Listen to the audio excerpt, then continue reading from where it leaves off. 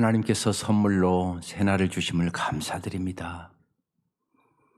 주님께서 이 아침도 우리에게 성령의 충만함을 허락하여 주셔서 이 어려운 때에 성령님께서 친히 말씀하여 주시고 우리가 무엇보다도 주님의 음성을 잘 듣게 하여 주시고 믿음으로 세상을 넉넉히 이길 수 있도록 은혜를 베풀어 주옵소서. 예수님의 이름으로 기도드립니다. 아멘. 오늘 말씀 베드로 후서 2장입니다. 1절에서 9절까지 합독하겠습니다. 베드로 후서 2장 1절에서 9절까지입니다.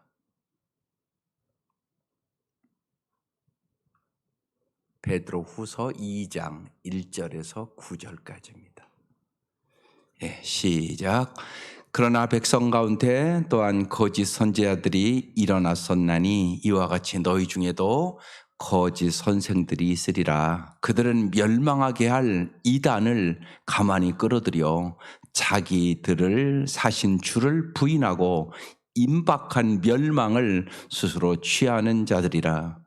여럿이 그들의 호색하는 것을 따르리니 이로 말미암아 진리의 도가 비방을 받을 것이요 그들이 탐심으로써 지어낸 말을 가지고 너희로 이득을 삼으니 그들의 심판은 옛적부터 지체하지 아니하며 그들의 멸망은 잠들지 아니하느니라.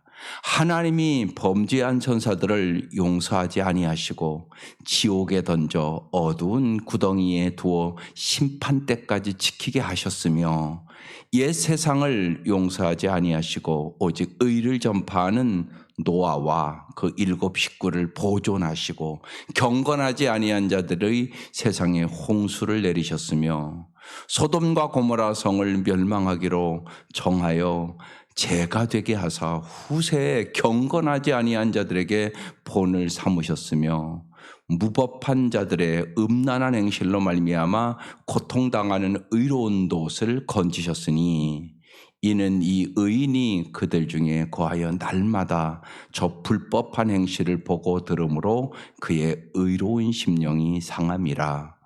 주께서 경건한 자는 시험에서 건지실 줄을 아시고 불의한 자는 형벌 아래에 두어 심판날까지 지키시며. 아멘. 네, 오늘 말씀의 제목이 거짓 선생들이에요.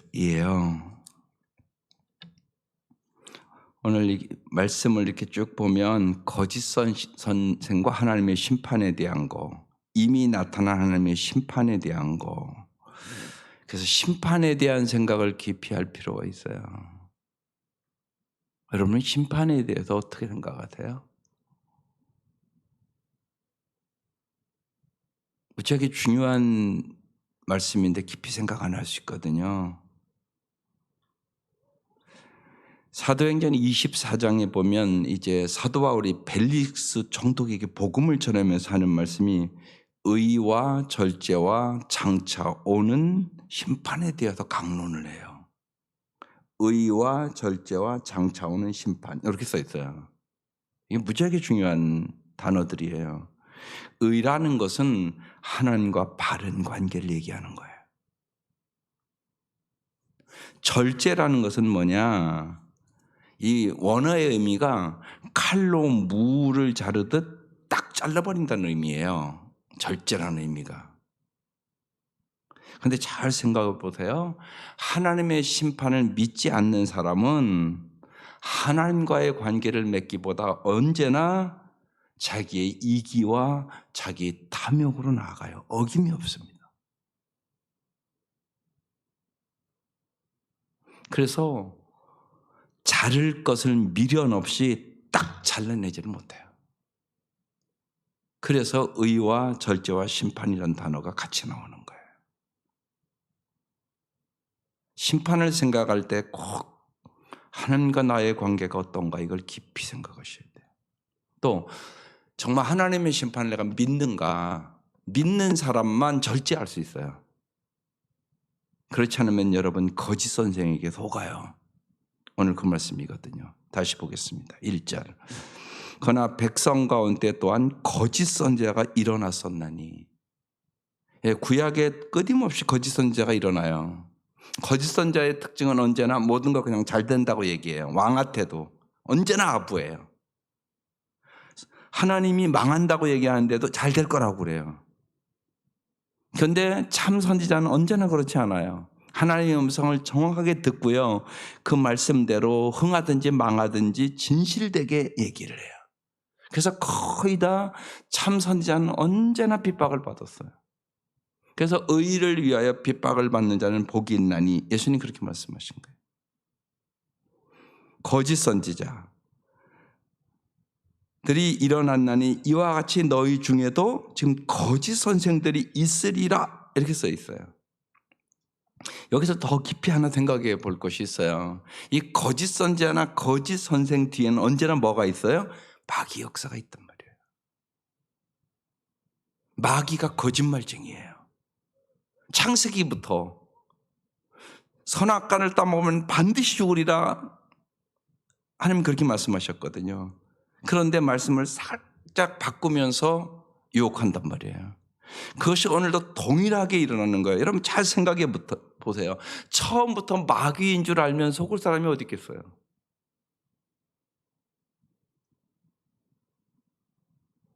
모르니까 속는 거란 말이에요. 특별히 어떤 사람이 속냐? 의심과 불만이 있는 사람에게 마귀는 꼭 접근을 해요. 어김이 없어요. 마귀는 여러분을 잘 알아요. 그래서 여러분 마음을 잘 지키셔야 돼요. 의심과 불만이 있는 사람은 마귀의 밥이에요. 또 의심과 불만이 있는 데다 말씀도 정확하게 모른다? 그러면 어김없이 넘어가요. 마태복음 4장에 마귀가 예수님도 유혹을 하는데요, 3번 다 정확하게 말씀으로 물리쳐요. 말씀을 정확하게 하셔야 돼요. 마귀가 말씀을 이용해요. 이용해서 속인단 말이에요. 그래서 말씀을 정확하게 깨달아야 되고 정확하게 알아야 바른 신앙이 돼요. 이단도 아주 그럴듯이 얘기를 한다고요. 여러분 더 잘 알잖아요. 신천지에 빠지는 사람이 완전히 안 믿는 사람은 오히려 안 빠져요. 믿는 사람들이 빠져요. 정확하게 모르는 거죠, 복음을요. 거기다 이제 기존 교회에 시험 든 사람이 많겠죠. 그러니까 여러분이 말씀을 정확하게 알아야 돼요. 보세요. 어김없이 오늘 본문에 이렇게 나와요. 너희 중에도 거짓 선생들이 있으리라. 그들은 멸망하게 할 이단을, 딱 나오잖아요. 이단이라는 단어가요. 가만히 끌어들여. 가만히 끌어들이죠. 속이는 거니까. 자기들을 사신, 보세요, 주를 부인하고. 주를 부인해요. 여러분 언제나 잊지 마세요. 오직 예수님만이 주인이에요. 오직 예수로 구원 얻는 거예요. 거기에 뭐가 붙었다 그러면 이제 이단으로 가는 거예요. 언제나 그걸 잊지 마셔야 돼요. 오직 예수라고요. 근데 주를 부인하고 임박한 멸망을 스스로 취하는 자들이라. 반드시 멸망으로 간단 말이에요. 보세요. 이제 그들의 이제 행동 여기 나오잖아요. 여럿이 그들의 호색하는 것을 따르리니, 반드시 그래요. 이단은 들어가 보면 반드시 호색해요. 그 다음 뭐가 있나 또 보세요. 호색하는 것이 따르리니 이로 말미암아 진리의 도가 비방을 받을 것이요. 이들은 거짓을 따르니까 진리를 따르지 않거든요. 그 다음 보세요. 반드시 나타나는 거. 그들이 탐심으로써 지어낸 말을 가지고, 반드시 탐심이 있어요. 이단들은 들어가 보면 어김없이 돈과 관련이 있어요. 그래서 언제나 돈과 명예와 이기심이 그들을 지배해요. 그런데 여기 한마디로 탐심 이렇게 써 있어요. 여러분 탐심은 우상숭배예요. 그러니까 어김없이 보세요. 이단이라는 단어 나오죠. 호색이라는 단어 나오죠. 탐심이라는 단어 나오죠. 그들이 탐심으로서 지어낸 말을 가지고 너희로 뭘 삼는다고요? 이득을 삼는다. 반드시 사람 이용해서 자기 욕심 차리는 거예요. 한결같아요. 이제까지 한국에 수많은 이단이 있거든요. 그리고 교주들, 여러분 이미 밝혀진 구원파 보면 한결이 자기 이득을 취해요. 그러고 반드시 성적으로 타락해요. 근데 여기 단어들이 나오잖아요. 그들이 탐심으로써 지어낸 말을 가지고 너희로 이득을 삼으니 그들의 심판은 옛적부터 지체하지 아니하며 그들의 멸망은 잠들지 아니하느니라, 이렇게 써 있어요. 여러분 조금 더 깊이 생각해 보세요. 성경이 말하는 여러분 선악은 무엇일까요? 하나님을 하나님으로 인정하는 것이 선이고요. 하나님을 하나님으로 인정하기를 거부하는 것이 악이에요. 그래서 여러분이 그냥 도덕적으로만 이렇게 생각하면 안 돼요. 그러면 성경을 잘못 해석하게 돼버려요. 성경에 예를 들면 시편 1편 같은 악인은 그렇지 않으며 그 악은 도덕적인 얘기를 하는 게 아니라고요. 하나님을 하나님으로 인정하는 사람, 그걸 선. 하나님을 하나님으로 인정하지 않을 때 악. 그래서 시선을 고정하여 하나님만을 바라보는 것이 의로움이고요. 하나님을 바라보던 시선을 다른 곳으로 돌리는 것이 죄다. 성경은 그렇게 얘기합니다. 그래서 히브리인들은 죄를 어떻게 정의했냐? 관역을 벗어난 화살로 이해를 했어요. 그래서 하나님이 아닌 자기 자신을 바라보며 살고자 결심할 때 방향이 어긋나는 거예요. 그걸 잘 아셔야 돼요. 우리 한국 사람들은 선악 그러면 그냥 도덕적으로 생각을 해요. 그런 의미가 아니라고요, 성경은요. 근데 실제로 잘 보시면 여러분의 삶 속에서도 하나님을 인정을 안 해요. 하나님을 하나님으로 인정하지 않는 사람은 언제나 자기가 주인이에요. 그게 악이라고요. 내 마음대로 하는 게 악이라고요. 근데 신앙생활은 내 마음대로 해요. 근데 자기가 악한 줄도 몰라요, 그러니까 회개할 게 없어요, 별로. 자기가 악한 짓을 하면서도 악한 줄 모르는데 무슨 회개를 하겠어요. 그래서 성경을 잘 알아야 돼요. 성경이 정의하는 악은 세상이 생각하는 것과 다른 차원을 얘기하고 있는 거예요. 그래서 사탄의 유혹을 이기려면 반드시 말씀의 사람이 되어야 되는 거예요. 말씀도 정확하게 하셔야 돼요. 잘못하면 어김없이 속아요. 그래서 정말 하나님만 믿고 성경만 믿으셔야 돼요. 그리고 성경에 합당한 것만 믿어야 돼요. 이단들도 성경을 이용해서 여러분을 유혹하니까요. 그래서 하나님과 친밀한 관계를 가지셔야 되는 거예요. 그래서 제일 중요해요, 하나님과 친밀한 관계가. 하나님과 친밀한 관계를 갖는 사람은 안 속죠. 하나님 가르쳐 주시니까. 그 다음 보세요. 4절. 하나님이 범죄한 천사들을 용서하지 아니하시고 지옥에 던져 어두운 구덩이에 두어 심판 때까지 지키게 하셨으며, 심판이라는 단어가 자꾸 나와요. 잘 생각해 보세요. 믿지 않는 자에게 심판은 멸망이에요. 그래서 그렇게 예수 믿게 하려고 그러는 거죠. 그러면 구원받은 여러분에게 심판은 뭐예요? 성경은요, 교회부터 심판을 한다고 얘기를 하고 있어요. 여기서부터 심판이 시작이에요. 믿지 않는 자에게 심판은 멸망이에요. 구원을 받은 우리에게 심판은 하나님의 세마심이에요. 그래서 스스로 속이지 말라. 하나님은 만홀히 여김을 받지 아니하시나니 심는 대로 거두리라고 얘기하는 거예요. 아주 중요한 거예요. 그래서 주님께서 대표적으로 달란트 비유 얘기하고 있는 거예요. 그래서 이 시대에 특별히 예수 믿는 사람들 심판을 의식하며 살아가야 돼요. 하나님의 심판은 현재 진행형이에요. 꼭 우리는 마지막에만 심판당한 줄 알아? 아니요. 하나님 말씀대로 안 살잖아요. 그럼 여러분 현실, 여러분 가정 딱 들어가면 알아요. 거기 나타나요, 그게. 진행형이라고요. 보면 반드시 나타나요. 하나님의 말씀대로 살면 우리가 어떻게 사랑하지 않고 살겠어요? 사랑하고 섬기고 천국을 맛보며 산다고요. 그렇지만 하나님의 심판을 의식하지 않으면 여러분 가정 들어가 보면 관계 다 깨져 있고요. 대화도 안 되고요. 예, 그게 나타나요. 들어가 보시라고요. 가정 안 그런가. 그러니까 하나님의 심판은 현재 진행형이라고요. 그래서 말씀을 믿고 사는 게 그렇게 중요한 일이에요. 하나님 심판을 믿는 사람만 절제한다니까요. 딱 끊어버릴 걸 딱 끊어버린다고요. 그렇지 않은 사람은 안 한다니까요. 그걸요. 그냥 되는 대로 산다고요. 자기 마음대로요. 그래서 심판이라는 단어가 중요한 거예요. 그러면서 아주 두 가지 예를 또 딱 나오고 있어요. 보세요. 옛 세상을 용서하지 아니하시고 오직 의를 전파하는 노아와 그 7 식구를 보존하시고 이렇게 써 있어요. 노아를 지금 얘기하고 있어요. 여러분 노아의 방주 잘 알잖아요. 노아의 방주는 두 가지 메시지를 우리에게 얘기하고 있는 거예요. 구원과 심판. 실제로 나타난 거잖아요. 이거요. 노아의 8 식구만 노아가 어떻게 했다고요? 하나님의 은혜를 입은 자라고 써 있어요.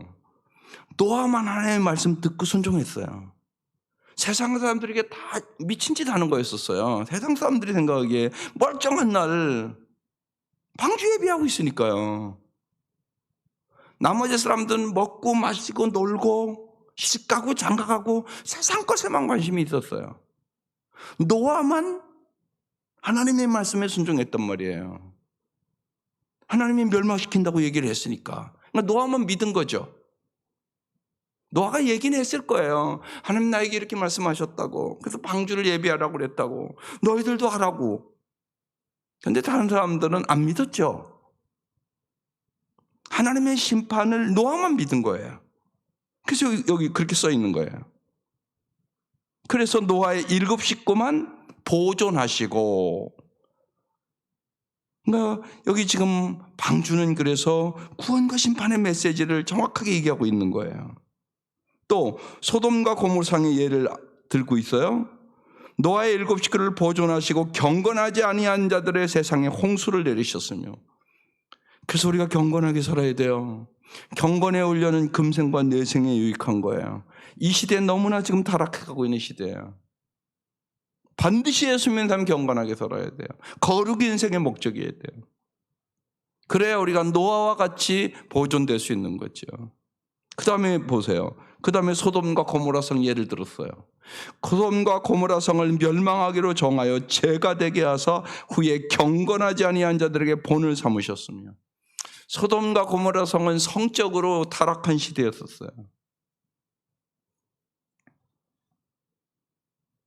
성적으로 타락하면 반드시 망해요. 그래서 불심판당했어요. 그 얘기를 지금 얘기하고 있는 거예요. 그러면서 계속적으로 무슨 얘기 나와요? 경건. 경건이라는 단어.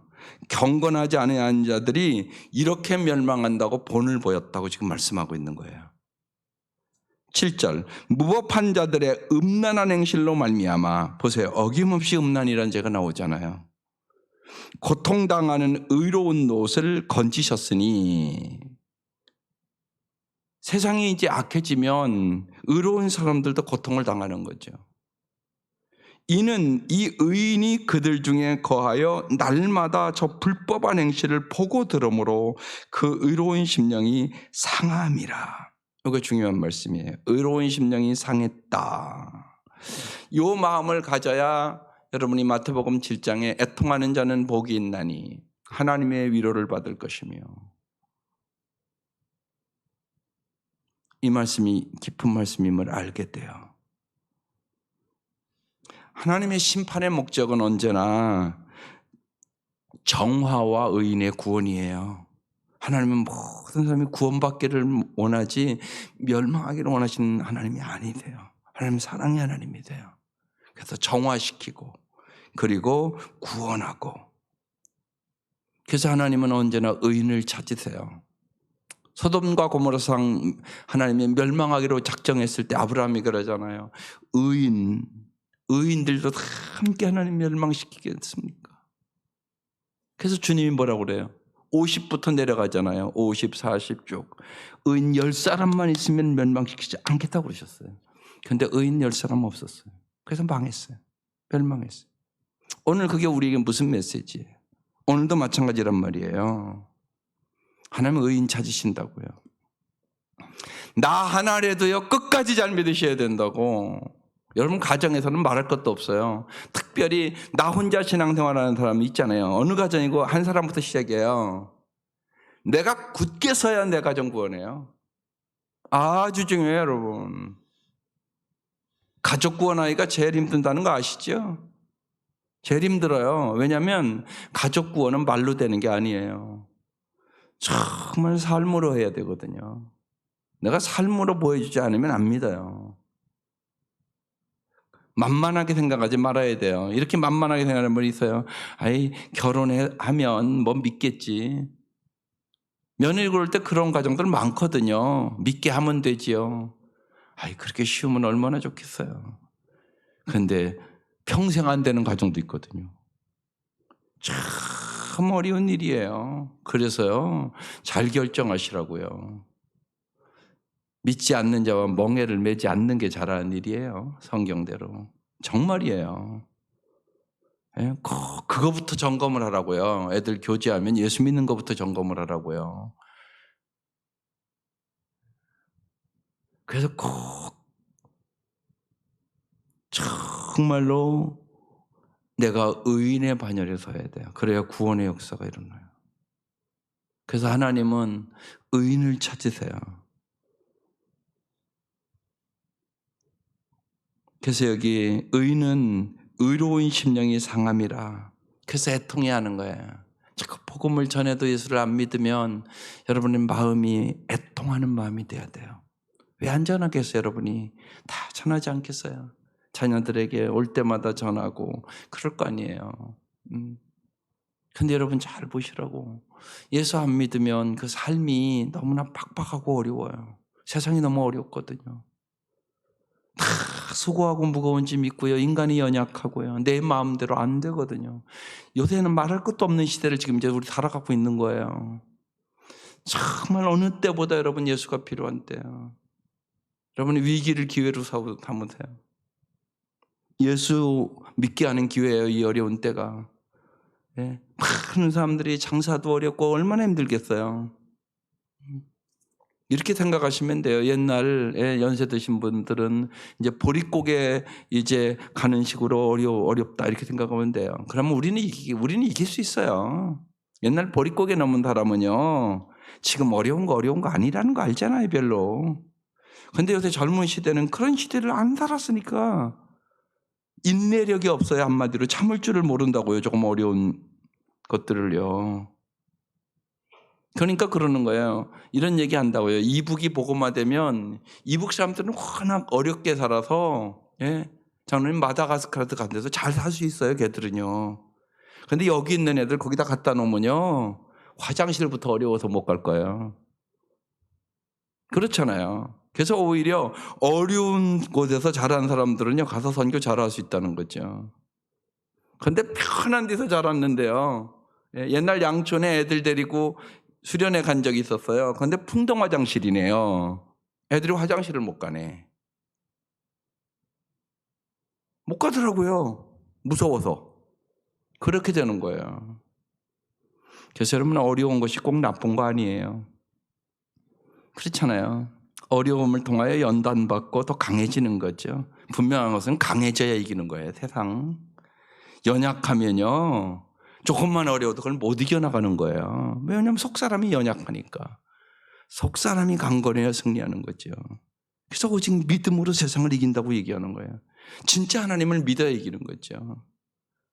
하나님이 함께 하심을 경험해야 이기는 거예요. 그게 임마누엘이에요. 하나님이 함께 하심을 경험해야 돼요. 근데 어려울 때 경험하잖아요, 일반적으로요. 그래서 여러분 잊지 마세요. 편한 게 좋은 것만 아니에요. 어려워야 믿음도 잘하고요. 어려워야 진짜 기도도 하고요. 간절하고요. 그때 하나님 정말 경험시켜 주시고, 수고하고 무거운 짐을 정말 주님이 가볍게 해주시고, 이런 경험하는 거거든요. 그때 하나님 진짜 살아계시네 이러면서 우리가 승리해 가는 거예요. 그래서 의로움이라는 거, 하나님과의 바른 관계를 맺고 사는 게 참 중요해요. 하나님은 어디까지 원하냐? 몸과 마음과 들라나면 사랑하기를 원한대요. 알아야 사랑하죠. 그런데 모르는데 뭘 사랑해요? 모르면 사랑 못해요, 여러분. 진짜 알아야 사랑하는 거예요. 그래서 하나님과의 관계를 자꾸 깊이 가져야 우리가 의롭게 살아갈 수 있고 절제할 수 있고 승리할 수 있게 되는 거예요. 그리고 하나님 앞에 심판대에 서는 그날 상급받는 삶을 우리가 살아갈 수 있게 되는 거예요. 그래서 심판을 의식하며 살아가야 된단 말이에요. 그래야 우리가 정말 의와 절제의 삶을 살아갈 수 있게 돼요. 그래서 오늘 마지막에 이렇게 써 있잖아요. 주께서 보세요. 계속 경건이라는 단어가 나오잖아요. 경건한 자는 시험에서 건지실 줄 아시고 불의한 자는 형벌 아래 두어 심판 날까지 지키시며 이렇게 써 있잖아요. 경건에 올려는 금생과 내생에 유익해요. 그래서 여러분 이렇게 생각해 보면 새벽에 나오시는 분은 알잖아요. 날마다 말씀을 듣고 기도 가운데 살아가는 게 엄청난 축복이에요. 여러분 그렇게 생각하지 않으세요? 전 그렇게 생각해요. 날마다 아침에 일어나면 성경 보고 기도하고 사는 거 이건 엄청난 큰 축복이다. 엄청난 은혜다. 여러분 이 말씀이 여러분을 지켜주세요. 정말이에요. 말씀대로 생각하고 말씀대로 기도하는 삶이 엄청난 축복의 삶이에요. 그대로 살면 주님께서 약속의 말씀대로 이루어 주시고 지켜주시고 보호하시고 인도해 주시거든요. 그런 은혜가 어디 있어요.